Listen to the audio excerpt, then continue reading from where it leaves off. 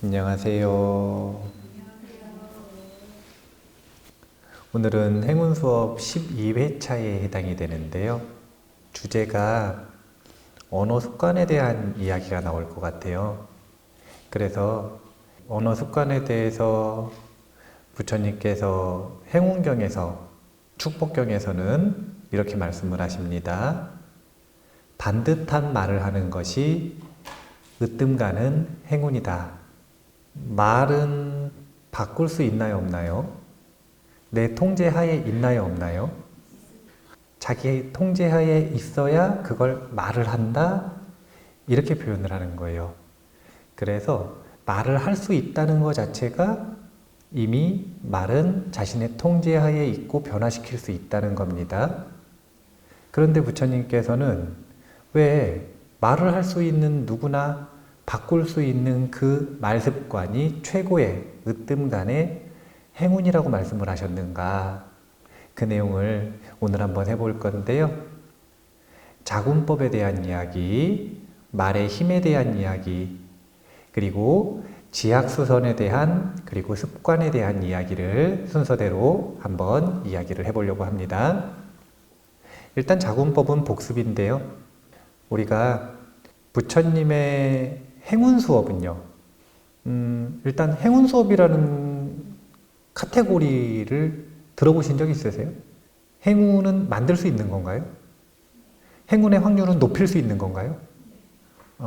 이제 점 보는 거 말고, 부적 쓰는 거 말고, 사실은 이게 되게 낯선 카테고리예요. 왜냐면은 서양의 학자들은 최근에 와서 하나의 카테고리가 형성된 거예요. 그게 뭐냐면 행운학이에요. 세렌디피티의 행운이라고 해서 그 고사를 바탕으로 해서 어떻게 하면 행운이 내 곁에 있을 확률을 높일 수 있는가라고 하는 것에 대한 본격적인 연구는 얼마 안 됐다는 거예요. 학술적인 연구는. 그런데 다행히도 그렇게 학술적인 연구를 해주면서 행운학이라고 하는 카테고리가 형성이 된 거죠. 뭐 그렇다 그래서 예전에는 행운학이 전혀 없었느냐? 그렇지 않아요. 아까 말했던 게 농담이 아니라 사주팔자가 행운학입니다. 가가지고 뭐 물어봅니까? 올해 운 좋나요? 애기 들었으면 어떻게 해야 되나요? 이런 거 물어보잖아요. 저 사람하고 만났을 때 궁합이 좋나요? 이게 무슨 뜻이냐면 운이 좋나요? 저 사람이 내게 행운인가요? 이런 거 묻는 거 아닙니까? 이 직업을 했을 때 이 직업이 나에게 일상인지 아닌지 그런 거 물어보는 게 사주팔자잖아요. 이런 것들이 사실은 동양의 행운학인 거예요. 그런데 붓다의 행운학은 특징이 있다고 했습니다. 그게 뭐냐면 3단계인데 심고, 보고, 잡는다 라고 하는 세 가지 특징을 가지고 있어요. 심고, 보고, 잡는다. 이게 왜 특별한가? 인류가 기록된 역사가 5,000년 가까이 됩니다. 근데 그 5,000년 동안 사람들이 제일 좋아한 게 행운이에요. 행운을 그래 좋아하면서 행운에 대해서 연구를 하지 않아서 어떤 일이 벌어졌냐면 행운은 그냥 기다리는 것밖에 못하는, 행운이라는 것이 랜덤이라고 생각한 거예요. 그래서 그냥 우연히 내게 주어지는 행운을 기다릴 수밖에 없는, 여기서 조금 더 적극적으로 활동하는 사람들은 뭘 했을까요? 기도했겠죠. 그러니까 지극한 수동성, 행운에 대해서는 지극한 수동성을 가지고 있었던 게 기존의 인류의 입장이라면 붓다의 행운학은 첫 번째, 행운의 원인을 심습니다. 사과를 안 심었는데 사과가 열릴 리가 없으니까요. 두 번째, 열려도요, 멍해가지고 열린 걸 모르잖아요? 그럼 썩어요. 심었으면 관리하고 잘 자라는지를 봐야 될 거 아니에요. 그리고 다 자랐다라는 걸 적절하게 따도 되는 그 시기가 왔다는 걸 알면 잡아야죠. 이 셋 중에 하나만 못해도 어떻게 되는 거냐면 행운은 그냥 기다려야만 하는 대상이 되는 거예요. 그런데 만약 심고 보고 잡는 것을 할 줄 안다면 행운은 기다리는 것이 아니라 만드는 것이 되는 겁니다. 자, 심는다라고 하는 것은 행운이라고 말하지만 불교 용어로는 공덕이라고 표현합니다. 공덕이 곧 행운이다. 즉 행운의 씨앗이다. 이렇게 생각을 하시면 되는데, 오늘 그냥 자군법을 얘기를 하는 게 아니라 습관이라고 하는 키워드에 주목해 보실 필요가 있어요. 행운을, 공덕을 의식적으로 의지를 가지고 노력해서 짓고 이것도 좋죠. 근데 그게 아니라 습관을 만들어 버리면 어떻게 되는 거냐면 자동으로 습관처럼 행운을 짓게 되는 거예요. 세상에나 이런 좋은 방법이 있는 거예요. 보는 것도 마찬가지예요. 보는 것도 항상 뭘 습관화해야 되냐면 자기의 몸과 자기의 마음과 그리고 세상을 관찰하는 습관을 가지고 있어야 돼요. 이래야만 발견할 수 있어요. 세 번째 또 습관이 있어야 돼요. 잡는 건데, 잡는 건 다른 게 아니에요. 일단 자신에게 주어지는 일들을 행운으로 해석할 줄 알아야 돼요. 어차피 나에게 일어나는 사건들은 객관적인 사건이기도 하지만 나에게는 주관적인 경험이거든요. 내가 그 경험을 어떻게 살릴지는 온전히 내 생각에 달려있는 거예요. 그래서 항상 행운으로 해석하고 바라보고 그리고 기뻐하는 것이 습관화되면 행운을 잡기가 훨씬 수월해집니다. 이건 다른 게 없어요. 고기도 먹어본 놈이 잘 먹는다 그러잖아요. 행운도 잡아본 사람이 잘 잡는 거예요. 자신의 삶 속에서 행운을 단 한 번도 만나지 못한 사람은 행운이 없다고 생각합니다. 자신의 삶에서 행운을 심고 보고 잡아본 사람, 능동적으로 자기가 만들어 본 사람, 이런 사람이 아니면 행운을 만들고 확률을 높일 수 있다는 것 자체가 납득이 안 되고 이해가 안 돼요. 그래서 일종의 정신승리라고 보시면 되는데 정신승리면 어떠냐 이 말을 하고 싶어서 적어놨어요. 다른 사람들이 정신승리라고 하면 어떠냐, 내 주관적인 경험을 내가 해석하겠다는데 내 경험을 당신들이 판별하고 당신들이 결정할 권리가 어디 있느냐, 내 경험은 내가 결정한다. 이렇게 정신승리를 좀 할 줄 알아야 돼요. 행운이 넘치는 사람들은. 복습 자군법 했고요. 오늘 운들 중에서도 언어 습관에 대한 거였잖아요. 반듯한 말을 하는 것. 이것이 으뜸 가는 행운이다. 말은 어떤 힘을 가지고 있는지 한번 생각을 해봐야 되는데, 우리가 흔히 이런 말 합니다. 말 한마디에 천냥빚을 갚는다. 이건 지금 말을 반듯하게 잘했다는 건가요? 아니면 말을 잘 못했다는 건가요? 근데 말 한마디에 천냥빚을 갚아보신 경험이 있으세요? 없으세요? 아니 정말로 그냥 말 한마디, 태도 하나, 손짓 하나, 행동 하나로 모든 문제가 단박에 해결되는 경우들이 의외로 있어요. 핵심이 되는 그 말 한마디를 할 수 있느냐 없느냐, 적절한 그 말을 적절한 그 타이밍에 진심으로 할 수 있느냐 없느냐, 이 능력이 사람과 사람 사이의 관계에서는 너무 중요해요. 오늘 말의 힘에 대한 이야기를 하는데, 말의 힘의 핵심은요, 사람이에요. 사람을 얻기도 하고 사람을 잃기도 하는 건 사실은 거의 다 말이에요. 그래서 말 한마디에 천냥빚을 갚는다, 이거를 제가 은결 공장이라 그랬어요. 은결이라는 게 뭐냐면요, 은혜로 묶여 있다는 거예요. 그러니까 좋은 관계라는 뜻이죠. 세상에 친구가 넘쳐날지 아니면은 원수가 넘쳐날지는 뭐에 따라 결정되는 거냐면 그냥 내 말 습관에 따라 결정되는 거라니까요. 대표적으로 연습해야 되는 말 습관은 인정과 응원이라고 하는 말 습관이에요. 반대 얘기를 보면은 조금 더 이해가 쉬우실 것 같아요. 말에 대해서 또 이렇게도 표현합니다. 입이 모든 재앙의 문이다. 그래서 구업을 화문이라고 표현합니다. 화문. 이게 부처님의 관점이에요. 부처님이 입은 좋게 말씀하신 적이 많이 없어요. 대부분 화문, 재앙의 문이라고 하는 말씀을 자주 하셨어요. 왜 그럴까요? 대부분 듣는 사람들이 입을 화문으로 썼기 때문에 그러니까 와서 설법 들으시고 질문하시고 이런 분들이 다 말 잘못해서 문제 생겨서 오신 분들이거든요. 말을 잘못해가지고 그 말 한마디에 재앙을 만들어 오신 분들이에요. 그러니까 그런 분들에게는 경고를 해주는 거죠. 그런 말 습관, 말 버릇을 가지고 있으면 재앙은 끊이지 않을 것이다. 그러니까 경각심을 가지고 그 말의 습관을 바꿔야 한다. 물론 부처님께서는 팔정도 중에 정어가 들어갈 만큼 올바른 말을 하는 것이 얼마나 중요한지에 대해서도 광대하고 자주 말씀하셨습니다. 입이 모든 재앙의 문이다. 습관이 되면은요, 원결이 공장이 됩니다. 원결 공장은요, 원은 원한이에요, 원한. 원한으로 묶이는 게 자동화됐어서 공장이라고 표현하는 겁니다. 왜 자동화인지는 나중에 습관에서 보면 나와요. 우리가 자신이 하는 말이 있잖아요. 이 말에 몇 %나 깨어있는 의식으로 말할 것 같으세요? 그러면 나머지는 그냥 통제 안 되게 생각 없이 말해버리는 거죠. 근데 그 생각 없이 말하는 걸 습관이라 그러잖아요. 근데 만약에 그 습관이 안 좋잖아요? 그럼 어떤 일이 벌어지는 거냐면 본인이 의식할 때 아무리 노력을 해봐야 의식하지 못할 때 원한을 끊임없이 생성한다라는 거예요.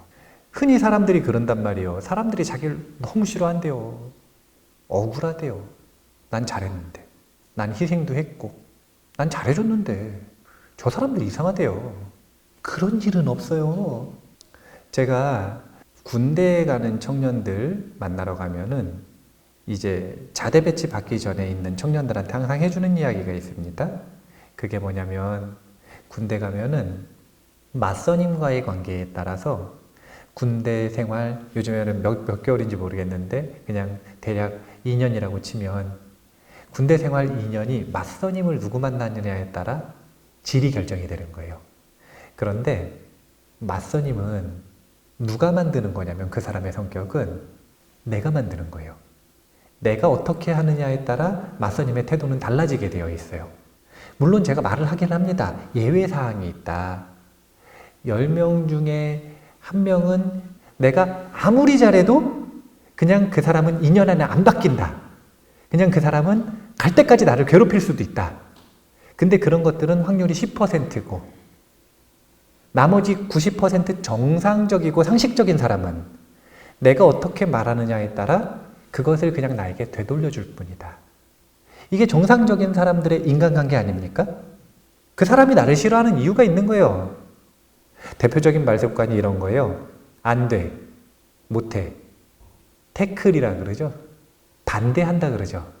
근데 이게 무서운 이유가 뭔지 아세요? 자기도 이런 말을 했다는 걸 모른다는 게 무서운 거예요. 그래서 억울할 수 있어요. 왜냐면 그 순간에 자기는 얼빠져 있었으니까. 그냥 반사적으로 나오는 거거든요. 습관은 무릎을 탁 치면 무릎이 올라가듯이 어떤 상황에서도 누가 뭐 한다 그러면 일단 뭐라고 말하고 시작하는 거냐면 안 된다고 말하고 시작하는 거예요. 그러면 상대방은 저 사람은 나를 반대하고 나를 응원하지 않고 나를 방해하고 나에게 장애물이 되는 사람이다 라고 인식을 해서 원수가 되는 겁니다. 원수는 가까운 사람들끼리 생길까요? 아니면은 모르는 사람이랑 원수가 될까요? 왜 그래요? 왜 가까운 사람들이랑 원수가 돼요? 네? 이유는 다른 게 없어요. 편하니까 말을 막 해서. 뭐 때문이냐면은요, 함께 시간을 많이 보내서 그래요.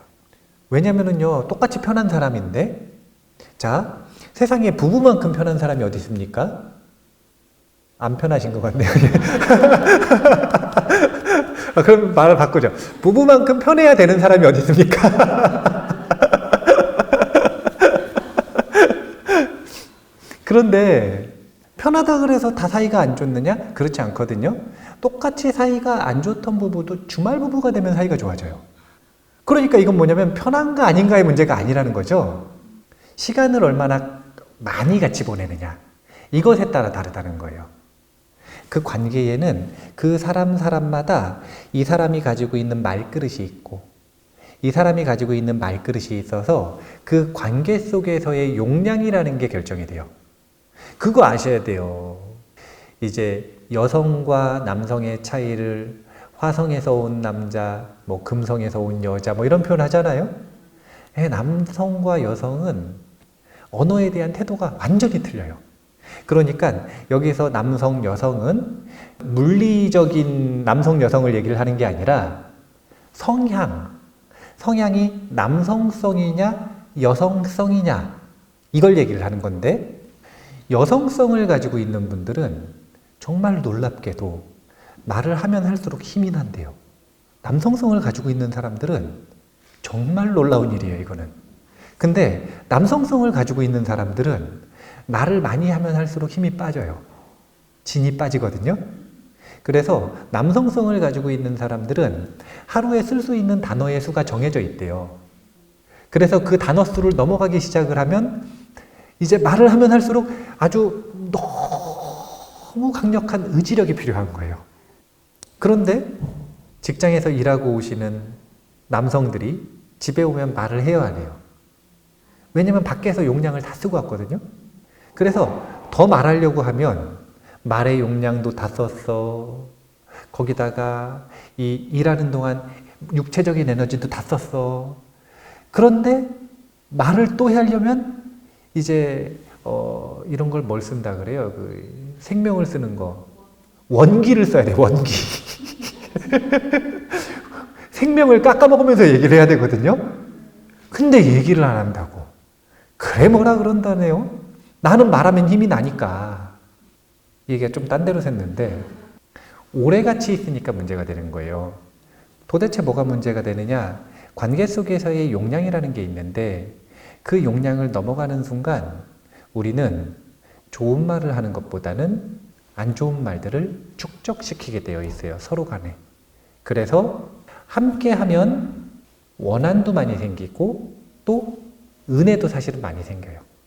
은결과 원결이 함께 보낸 시간만큼 복잡하게 얽혀 있는 것이 바로 인간관계입니다. 그래서 우리가 안 돼와 못해 이런 말들은 특히 조심하셔야 돼요. 특히 조심하셔야 돼요. 상대가 뭐라고 하든 아니라고 하는 게 아니라 그건 그 사람에게는 진실일 수 있다는 걸 전제해서 그럴 수 있다라고 말할 수 있어야 돼요. 그게 옳으냐 그르냐 정보가 맞냐 아니냐 이런 걸 따지기보다는 당신에겐 그것이 진실일 수 있다는 걸 인정해야 된다는 거예요. 그렇게 느낄 수 있다라고 하는 걸 충분히 인정해야 돼요. 그런데 우리가 말이라고 하는 건 한계가 분명합니다. 그런데 결국은 말을 사람과 연결시키는 건 사람과 사람 사이의 관계를 형성하는 건 말이기 때문에 그래요. 우리가 말의 한계를 비트겐슈타인이라고 하는 언어를 중심적으로 다룬 철학자예요. 이 철학자가 뭐라고 표현을 하냐면 같이 읽어볼까요?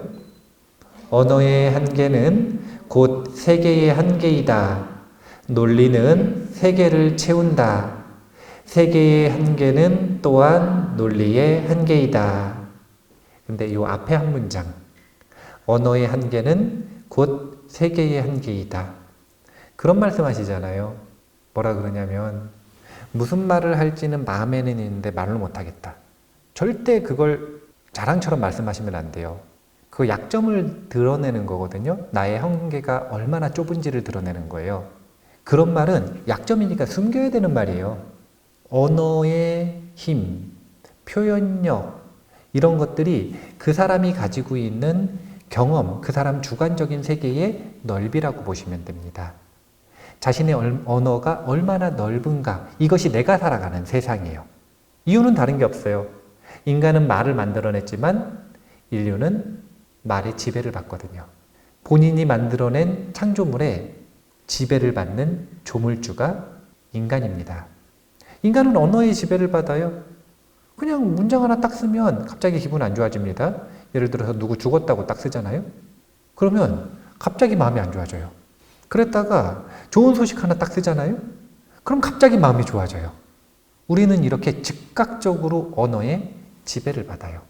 언어를 쓰는 거예요, 언어. 그래서 이 언어라고 하는 것이 분명한 한계를 가지고 있지만 그럼에도 불구하고 인간관계에서는 언어를 피할 수가 없어요. 언어를 안 쓰고 살 수 없어요. 언어를 안 쓴다? 혼자 살겠다는 이야기예요. 혼자 살면 되지 않느냐? 안 돼요.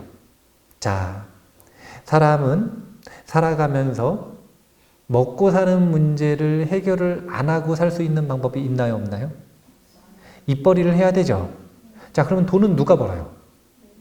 그렇게 착각하시면 안 돼요. 돈이라고 하는 건 결국은 내 뭔가를 주고 돈을 받는 거래 아닙니까? 내 시간을 팔든, 내 기술을 팔든, 내 지식을 팔든, 아니면 내가 만든 물건을 팔든, 무엇인가를 팔아요. 그러면 돈은 내가 만드는 게 아니라 사주는 사람이 사줄 때 생성되는 게 돈이에요. 그러니까 내가 돈을 벌 건지 말 건지, 돈을 많이 벌 수 있을지 없을지, 이건 누구에 의해서 결정되는 거냐면 다른 사람에 의해서 결정되는 거예요. 내가 버는 게 아니에요. 그렇기 때문에 관계가 생존을 결정하는 겁니다. 생존을 넘어서 성공하고 싶어요. 더 큰 돈을 벌고 싶기도 하고, 학위를 따고 싶기도 하고, 또 사업을 성공하고 싶기도 하고, 스포츠에서 이기고 싶기도 하고, 명예를 얻고 싶기도 하고. 근데 그 모든 것들은 누가 결정해줘요? 내가 결정하나요? 아니요. 사람이 결정해요. 결정하는 사람이 있거든요. 모든 성공은 사람과 사람 간의 상호 관계에서 결정이 되는 거예요. 그래서 생존뿐 아니라 성공도 관계에서 온다. 저는 생존과 성공을 다 얻었어요. 그래서 이제 더 이상 관계는 필요 없어요. 혼자 살 수 있어요. 여기서 뭐가 문제냐면요. 외로워서 죽어요, 이제. 실제로 돈이 없어서 못 먹고 살아서 먹을 게 없어서 우리나라에서 죽음에 이르는 경우는 이제 거의 없어요. 뭐에 비하면 특히 적냐면요. 돈이 많고 명예도 있고 다 있는데 외로워서 죽는 사람보다 훨씬 적어요. 이제 사망 원인으로 외로움이라고 하는 것이 등장해야 될 때입니다. 사람은 먹을 게 없어도 살지만 외로우면 죽어요. 그럼 그 외로움은 어디서 해결하나요? 마찬가지로 관계에서 해결하는 거예요. 외로워서 죽음을 스스로 선택하는 사람들에게, 실패한 분들에게 물어보면 공통적으로 하는 말 하나가 있습니다. 그게 뭐냐면 나를 필요로 하는 사람이 한 명이라도 있으면 자기는 안 죽었을 거래요. 모든 관계의 단절, 모든 관계의 단절, 이것이 사람을 죽음으로 내모는 겁니다. 관계가 생존도 결정하고요. 성공도 결정하고요. 그리고 외로울지 행복할지도 결정하는 거예요. 관계 너무 중요해요. 근데 그 관계 형성은 언어를 통해서 이루어진다. 부처님께서 행운경을 통해서 앞서 뭐라 그러셨냐면 좋은 사람들이 옆에 있는 것이 으뜸 가는 행복이고, 그리고 나쁜 사람들이 곁에 없는 것, 이것이 으뜸 가는 행복이라고 하셨잖아요. 그러면 도대체 좋은 사람들, 나쁜 사람들이 내 옆에 있을지 없을지가 뭐에 의해서 결정되느냐 이거예요. 그것이 사실은 말이었다.